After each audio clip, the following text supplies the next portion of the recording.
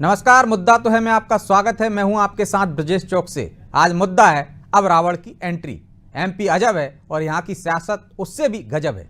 ये हम नहीं इसलिए कह रहे हैं क्योंकि जब वाल्मीकि जी ने रामायण और वेदव्यास जी ने महाभारत लिखी होगी तो उन्होंने ये कल्पना भी नहीं की होगी कि कलयुग में इनके किरदारों का जिक्र सियासत में नैरेटिव सेट करने में किया जाएगा। दरअसल चुनावी लड़ाई को धर्म और अधर्म के बीच बताकर बीजेपी और कांग्रेस जनता के बीच एक नैरेटिव सेट करना चाह रही है। बीते दिनों अमित शाह ने जहां एनडी गठबंधन को कौरवों की टीम बताया था, तो अब जीतू पटवारी ने शाह और बीजेपी की तुलना रावण और उसकी लंका से की है। ऐसे में अब सवाल यह है कि क्या लोकसभा की जंग धर्म अधर्म की पिच पर लड़ने की तैयारी है? चलिए इसे भी समझने की कोशिश करेंगे, लेकिन पहले देखिए ये रिपोर्ट।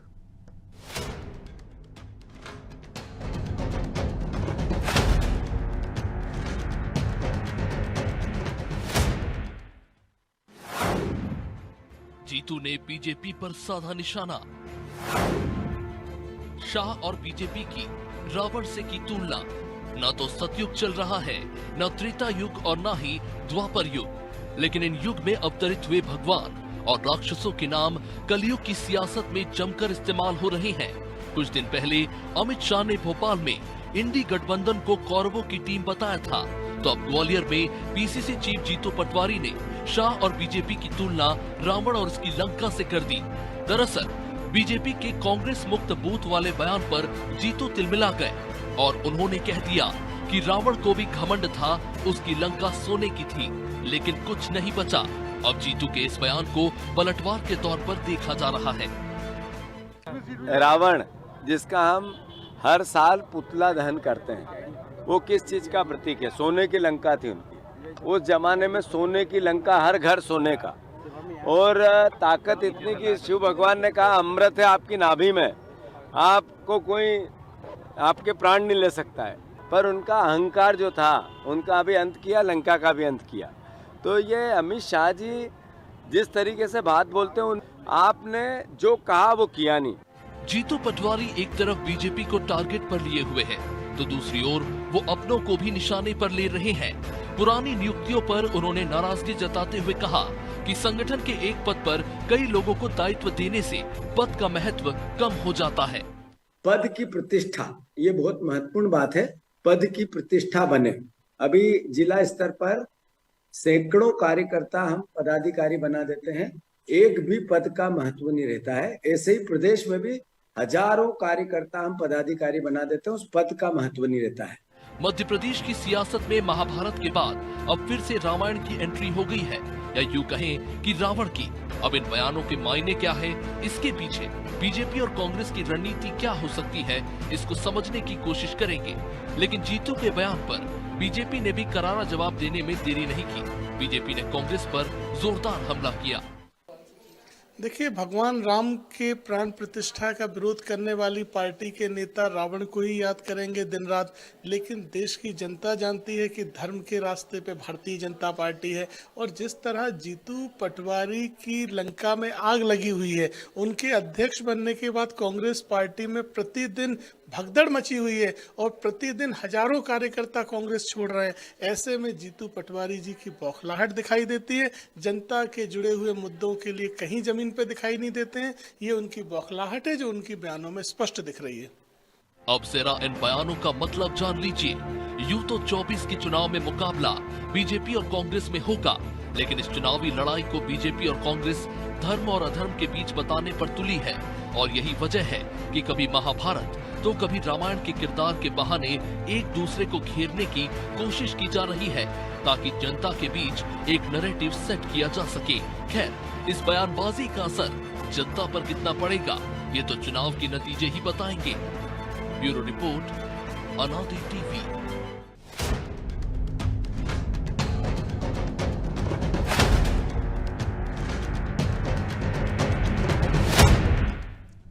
तो इस मुद्दे पर चर्चा के लिए हमारे साथ जुड़ गई हैं गुंजन चौक से बीजेपी प्रवक्ता हैं, फराह मुनीर खान कांग्रेस प्रवक्ता हैं और राजीव खंडेलवाल वरिष्ठ पत्रकार। तीनों मेहमानों का बहुत बहुत स्वागत है। गुंजन, शुरुआत आपसे ही करते हैं। कांग्रेस कह रही है कि रावण का अहंकार भी नहीं रहा, आप जीतते जीतते इतने अहंकार में आ गए कि अब कह रहे हैं कि कांग्रेस के बूथ भी जो हैं उनको कांग्रेस से मुक्त कर देंगे। ये अहंकार आपका रहने वाला नहीं है, जीतू पटवारी कह रहे हैं। देखिए विजय जी, कांग्रेस का तो जब नाम सुनते ही ना तो सबसे पहले तो सवाल खड़ा होता है, कौन सी कांग्रेस? ये जिस कांग्रेस का अब अस्तित्व नहीं बचा है, वो कांग्रेस के इन बेतुके आरोप प्रत्यारोप का कहीं जवाब देना भी मैं अब उचित नहीं समझती। ये कांग्रेस क्या रामायण महाभारत पे बात करेंगे? इनके शीर्ष नेतृत्व में याद दिला दूं, प्रियंका गांधी जी ने एक बयान में कहा था कि राम जी 13 वर्ष को वनवास गए हैं। जिसे रामायण का ये नहीं पता तो वो रामायण पे टिप्पणी ना करे तो बेहतर होगा। कांग्रेस पहले अपने गिरबान में झांक के देखे कि रावण कौन और कंस कौन, तब कांग्रेस को समझ में आएगा कि वो देश की जनता के जो विचार है, देश की जनता का जो समर्पण है, उसके साथ खिलवाड़ करती आ रही है कई वर्षों से। लेकिन अब जनता ने उन्हें उनका जवाब दे दिया है। ये जवाब मुझे या भारतीय जनता पार्टी को देने की आवश्यकता नहीं है। उनका हिसाब किताब कांग्रेस का जनता ने बराबर किया है। जिस तरह 2023 के चुनाव में करारी हार कांग्रेस को मिली है, वही हाल अब लोकसभा चुनाव में 2024 में भी कांग्रेस को मिलेगा। और मध्य प्रदेश, राजस्थान, छत्तीसगढ़ से जिस तरह सफाया कांग्रेस का हुआ है, धीरे धीरे देश के हर एक राज्य से कांग्रेस का सफाया होगा। तो कांग्रेस का पहला शीर्ष नेतृत्व समझ ले कि अब कांग्रेस का जो बंटाढार इनके नेताओं के लिए शब्द इस्तेमाल होता है, वो कांग्रेस पर पूरी तरीके से फिट बैठा है। कांग्रेस का ना अस्तित्व बचा है, न कांग्रेस के पास विजन था, न कांग्रेस के पास नीति थी, न नियत था, न नेता था, न चाल था, न चरित्र था, न चेहरा था। तो अब कांग्रेस पूर्ण रूप से बहिष्कारित एक पार्टी बची है सिर्फ। ठीक। तो फराज जी, प्राण प्रतिष्ठा का न्योता ठुकरा कर अब रावण की जिक्र कर रहे हैं, तो वो कह रहे हैं ये बौखलाहट है आपकी कि राम की पार्टी का तो आपने एक तरह से राम का न्योता तो ठुकरा ही दिया है, रावण को याद करेंगे। और जो हार रहे हैं लगातार, इस वजह से बौखलाहट हो रही है। देखिए, पहले तो मैं आपको करेक्ट कर दूं कि राम मंदिर का किसी ने भी बहिष्कार नहीं किया था, ना कोई न्योता। बहिष्कार शब्द का इस्तेमाल ही नहीं किया मैंने तो कहा था जो न्योता मिला था। हाँ, तो न्योता मिला था तो नहीं गए क्योंकि जिस हिसाब से उनको राम मंदिर की प्राण प्रतिष्ठा करनी चाहिए थी, न्योता शंकराचार्य को भी दिया गया था, वो भी नहीं गए। तो उनके लिए आप क्या बोलेंगे? ठीक है। दूसरी बात, आपने जो ये आज का पूरा एपिसोड जो जानबूझकर रामायण और इस पे रखा है, तो मैं आपकी जानकारी में बता दूं, जीतू पटवारी जी ने जो भाजपा की जो तुलना की है रावण से, मैं तो बोलती हूँ गलत तुलना की है। रावण तो फिर भी चरित्रवान था, भाजपा का तो कोई चरित्र ही नहीं है। इनका तो ना कोई सोच है, ना कोई चरित्र है। इन्हें तो गुंडा होकर मेरी बात सुन ले, वरना मैं फोन काट दूंगी। आप एंकर जो भी है, आप इनका चुप करा लें, मेरी पूरी बात सुनिए, वरना मैं फोन काट दूंगी। मैं यहाँ किसी की बकवास सुनने नहीं बैठी हुई हूँ। देखिए, अरे आरोप प्रत्यारोप, मैंने आपकी बकवास फिर भी सुन ली। आपने बहुत कुछ बोला, मैं आपका जवाब दे रही हूँ आपके सवालों का। सुनने का मात्रा रखिए, है ना, सुनने का मात्रा रखिए। अगर आप इतनी सही है तो सुनिए, बकवास मत कीजिए।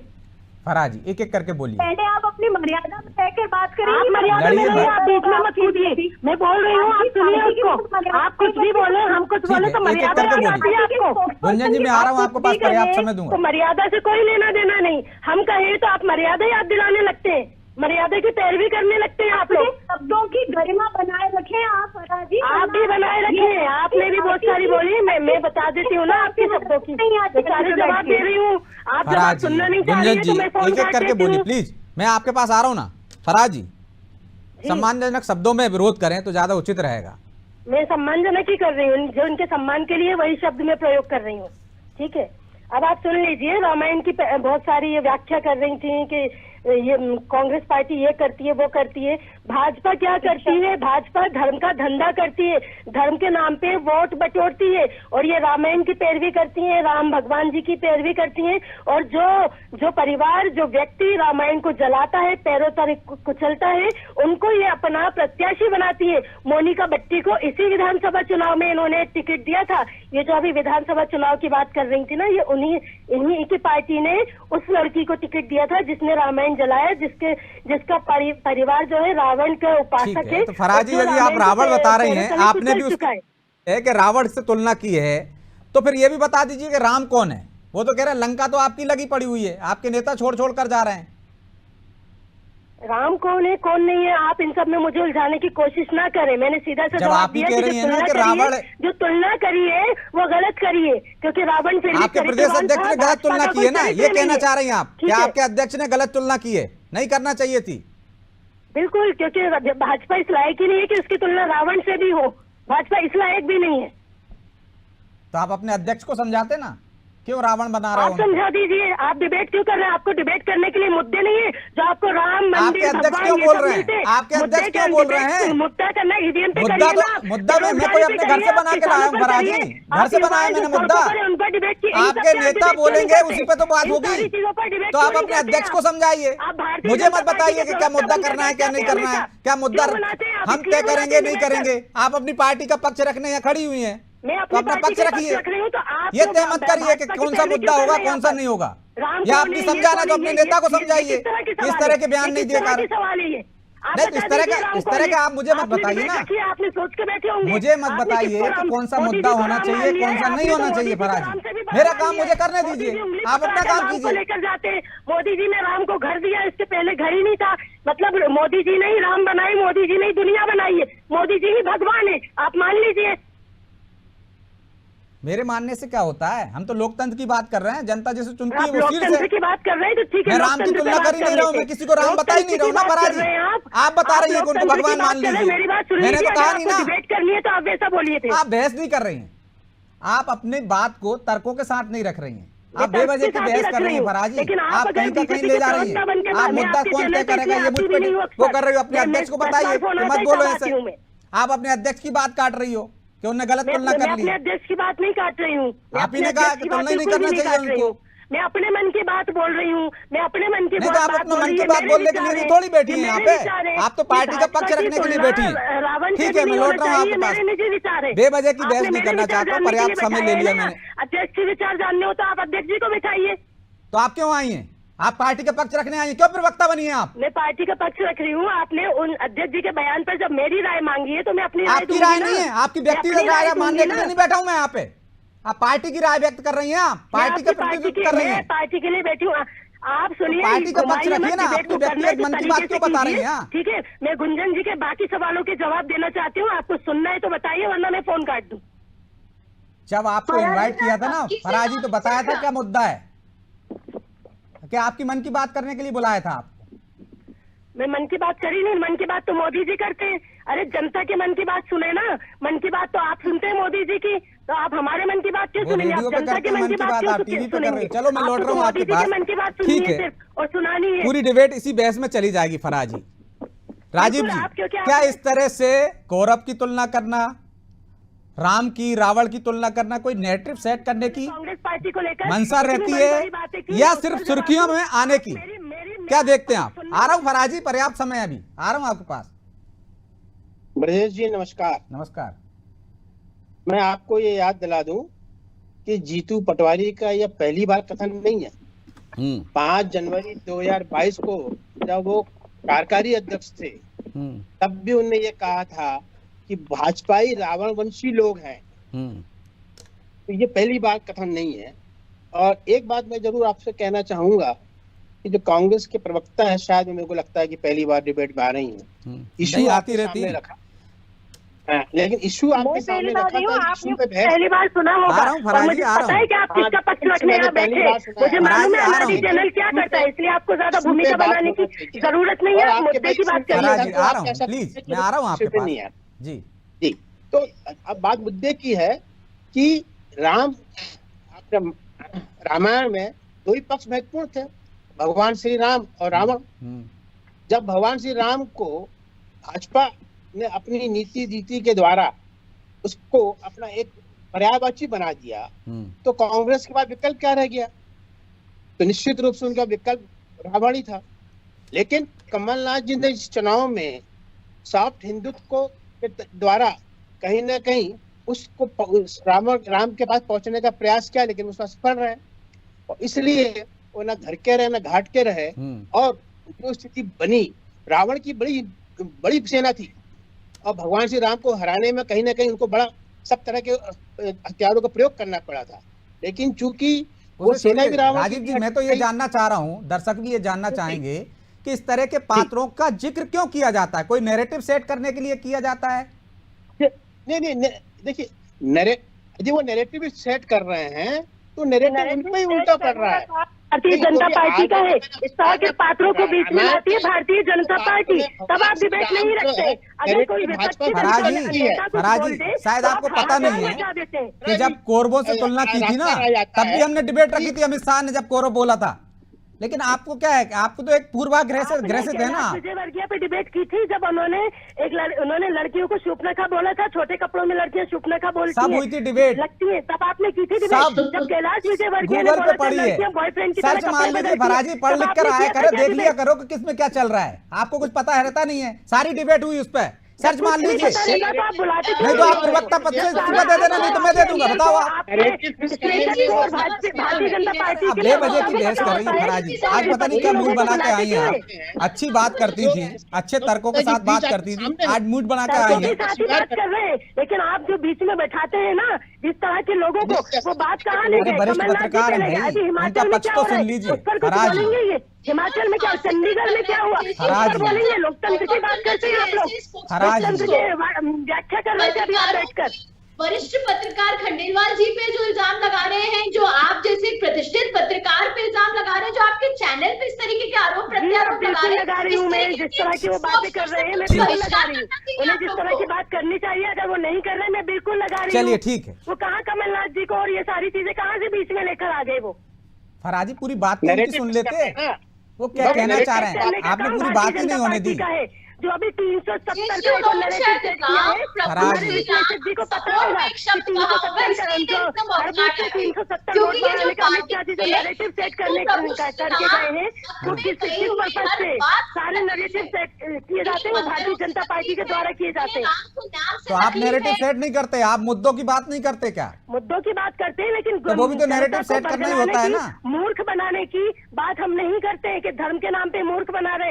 आज ही देख लीजिए नासिर हुसैन साहब के जो विधान उससे तो फराजी जो आप बात करती है ना, वो आप पार्टी लाइन पे बात नहीं करती। भारतीय सरकार के कैबिनेट मंत्री है, सेंट्रल मिनिस्टर है राजीव चंद्रशेखर जी, उन्होंने जो आईटी के मिनिस्टर है वो झूठ फैला रहे हैं। ये भारतीय जनता पार्टी करती है।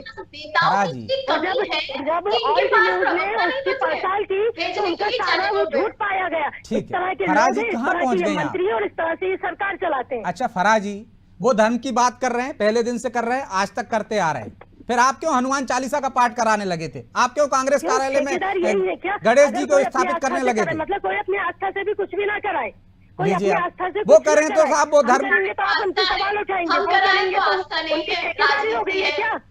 क्या फराजी क्या पूछना चाह रहे हैं? आप सोच समझ फराजी, मैं सिर्फ ये कह रहा हूँ कि वो तो शुरू से ले रहे हैं ना, कोई आज नई बात नहीं है ना। आप पूजा अर्चना नहीं करते हैं क्या? अरे मैं वो बात ही नहीं कर रहा हूँ ना आपसे, आप भी पूजा अर्चना करती हैं, मैं भी करता हूँ। मुझे ये बताइए आपके ऑफिस में मंदिर है कि नहीं है? है ना, सबके घर में रहता है। तो होता है फराजी, तो इसमें किसी की लेकिन पहले नहीं करते थे ना, वही तो मैं कह रहा हूँ, पहले नहीं करते थे, अब कर रहे हैं ना। हाँ तो कर रहे हैं, तो हम कर रहे हैं। हमने धर्म के नाम पे तो बेवकूफ बनाने का काम नहीं किया ना कि हम राम को लाए, जो हम राम को लाए हैं तो राम हमें लाएंगे, ये सब नैरेटिव सेट तो नहीं किया ना हम लोगों ने। अरे आप ही बोलते थे, आपको अपनी पार्टी का नारा पता नहीं है फराजी? कौन सा नारा? कौन सा नारा? मंदिर का बनाएंगे, तारीख नहीं बताएंगे, ये आपका नारा था आपके चुनाव प्रचार का। मुझे लगता है नए नए आए हैं आप पार्टी में, पार्टी की रीति नीति तो समझ लीजिए पहले, क्या नारे थे, क्या मुद्दे थे। मुझे बिल्कुल डिबेट में अगर आप फराजी बोलना है बैठकर, किसका नारा? फराजी आप बेवजह की बहस कर रहे हैं। एविडेंस दे, मतलब आरोप प्रत्यारोप ये नारा आप नाम बता दें, किसने दिया? फराजी चलिए, अब आप सुनती नहीं है ना, मैं आ रहा हूँ गुंजन आपके पास। नाम बताइए उस शख्स का, ठीक है किसने दिया ये नारा? गुंजन जी मैं आ रहा हूँ आपके पास। राजीव जी, पहले क्या राम की एंट्री या हनुमान की एंट्री या ये नारे जो मैं जिक्र कर रहा हूँ कि तारीख नहीं बताएंगे, ये कांग्रेस के मुद्दे में नहीं आए, नैरेटिव के लिए आए थे क्या? ठीक है चलिए, आपको मुझ पर भरोसा नहीं है ना फराजी, इसलिए तीसरा पक्ष भी है मेरे पास। राजीव जी, मोनिका बट्टी रामायण जलाई। हेलो, अरे फराजी मुझसे बहस करेंगी तो आप हार जाएंगी, फिर मैं आ जाऊंगा बाबूलाल चौरसिया पे, हिंदू महासभा वाले जो गोडसे की पूजा करते थे आपकी पार्टी में, जिसकी वजह से आपने मानक अग्रवाल को बाहर कर दिया था। जिसकी वजह से आपने अरुण यादव का टिकट काट दिया। नारा मुझसे किसने बहस दिया, मत आप मुझे करिए, बताइए। मुझे मेरे काम करने दीजिए। राजीव जी, हाँ। क्या मुद्दों से भटक रही है कांग्रेस? और दूसरा सवाल मेरा ये कि एक और बयान है जीतू पटवारी का कि पार्टी में पद ज्यादा दे दिए जाते हैं तो पद का महत्व घट जाता है। क्या ये कमलनाथ पे निशाना है, जिस तरह से पिछली बार लगातार उन्होंने नियुक्तियां की थी? कमलनाथ जी के पास एक ही पद था, वो प्रदेश अध्यक्ष थे, है ना। बाद में कमलनाथ जी का निशाना मत साधिए। क्या कमलनाथ जी को लेकर खूब रोटियां सेक चुके हैं मीडिया भी और भारतीय जनता पार्टी भी। अब कमलनाथ जी को इनकी सांस लेने दीजिए। फराजी आज कुछ मूड बनाकर आए हैं आप, लगता है। बिल्कुल बना के आइए, क्योंकि आप लोग क्या करते हैं मुझे पता है। ठीक है, सुन तो लीजिए मुझे। मैं देखिए आपकी, अब तक आप जब बोलती रहे मैंने आपकी आवाज तक डाउन नहीं करवाई है, नहीं तो आप मुझ पे आरोप लगाती। दूसरे आदमी को बोलने तो दीजिए। निशाना है, इस पे निशाना है, उस पे निशाना है। अरे भारतीय जनता पार्टी के लोग बोलते तब क्यों आपकी जबान में लकवा? अरे आप बोलने ही नहीं दे रही है ना, तब आप सवाल क्यों नहीं पूछ पाते? अभी नितिन फराजी, कितनी बयानबाजी कर रहे हैं आपने? फराजी, आप मुझे हिम्मत हुई क्या उस पर सवाल? आप मुझसे बहस कर रही हैं फराजी। सुब्रमण्यम स्वामी कितने प्रधानमंत्री मोदी पर सवाल उठा चुके हैं। पूरा समय ले लिया आपने, पता है आपको। 2 मिनट बचे हैं, पूरी डिबेट में आप ही बोल रही हैं। राजीव जी मैं आपके दूसरे कथन पे आता हूँ। जीतू पटवारी जो कहा कि पद का बंटवारा होता है उससे महत्व कम होता है, और ये बात बिल्कुल सत्य है, इसमें कोई दो मत नहीं है। लेकिन वही सवाल है कि तूती खाने में उनकी आवाज कितनी बुलंद होगी। डिस्कनेक्ट कर दिया उन्होंने। जी राजीव जी अपनी बात पूरी कीजिए। उनकी आवाज जो है उनको सुनने वाला कौन है, सवाल ये है। और आज तो वो खुद प्रदेश अध्यक्ष हैं, क्या वो इसको कंट्रोल करेंगे? क्या वो अपनी बॉडी को रिवाइज करते समय जो पद अभी सब 54 मतलब इसे कहना चाहिए कि बिल्कुल जहाँ ब्लॉक के अध्यक्ष की संख्या होती है उस हिसाब से उन्होंने प्रदेश के महामंत्री और उसके उपाध्यक्ष की संख्या रखी है, उसको कंट्रोल करेंगे। ये तब बात उनकी सार्थक होगी जब वो अपनी बॉडी को रिऑर्गेनाइज करेंगे और उसमें वो जो कमी बता रहा है उसको दूर करेंगे। एक बात।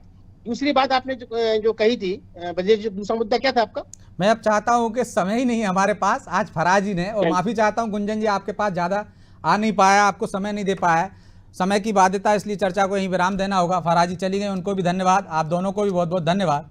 तो निश्चित तौर पर कांग्रेस भी एक नैरेटिव सेट करने की कोशिश कर रही है। जिस तरह से बीजेपी ने राम को लेकर एक नैरेटिव सेट कर दिया, तो कहीं ना कहीं एक हमलावर कर ये जताने की कोशिश कर रही है कि राम की पार्टी नहीं, वो रावण के पक्ष वाले हैं, ताकि जनता में एक नैरेटिव सेट हो और उनके पक्ष में माहौल बन सके।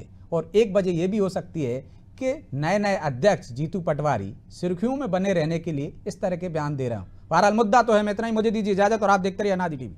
नमस्कार।